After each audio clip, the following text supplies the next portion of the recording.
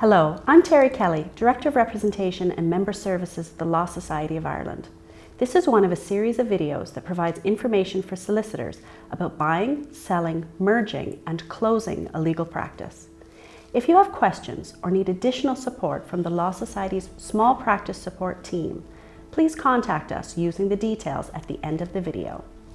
Welcome to Information on Selling a Practice Video 1, a Law Society Small Practice Support video that is one in a series providing information for solicitors on matters such as buying, selling, merging and closing legal firms. I'm Keith O'Malley of Law Society Small Practice Support Service. This video covers about half the matters that a solicitor needs to attend to in order to dispose of a practice. Another video called Information on Selling a Practice Video 2 covers the other half. So, in this video we're going to look at the following matters related to selling a legal practice. We're going to start by establishing the approximate value of a firm. We're then going to look at options you have in terms of what you can sell. We're then going to review the various ways that you can seek the attention of prospective buyers. And we're going to finish this video with suggestions on how to handle inquiries.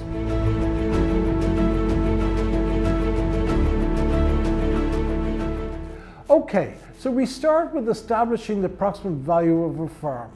There are 5 main methods used for valuing professional firms. They are according to turnover, according to profit, based on net assets by pre-agreement, and the 5th one, realizable value.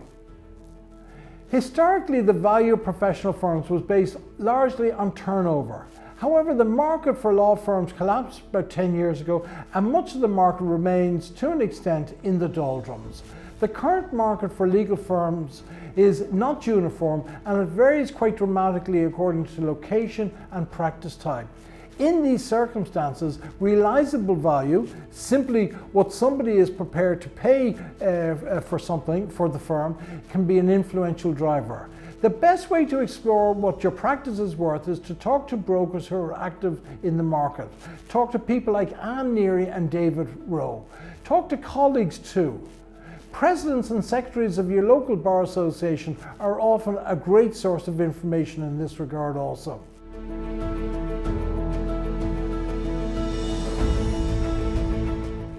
Let's now look at options you have in terms of what you can sell. You can dispose of any permutation when it comes to selling a practice. You can sell the firm with a premises and everything else included. You can sell the firm with staff or without staff. You can sell the firm just the files of the firm, and possibly even those you might sell to a number of different buyers. To a large extent, what you sell depends on what you can interest buyers in. For instance, many purchasers might not want to buy your premises, and you may need to sell them separately. Get good advice from an accountant before you agree to anything. How a deal is structured can have huge tax implications. How deals are structured will also impact on professional indemnity insurance. Any solicitor who's considering selling should familiarize themselves with the succeeding practice rule.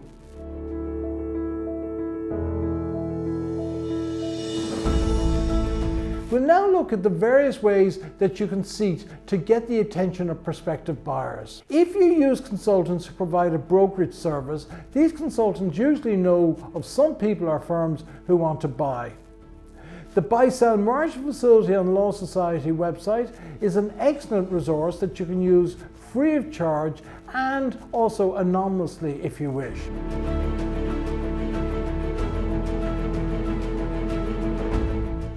Finally, you should plan on how to handle inquiries. Handling inquiries to a large extent depends on your circumstances.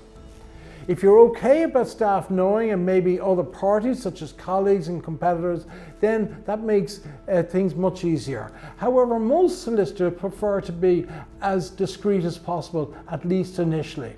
It is smart to be properly prepared. Ideally, you should draft an overview of your firm with information on turnover, profitability, typical clients, work type, etc. This overview can be provided to people who inquire and who impress you as interesting prospective buyers. Inquiries will come from already established firms and from solicitors who are still in employment.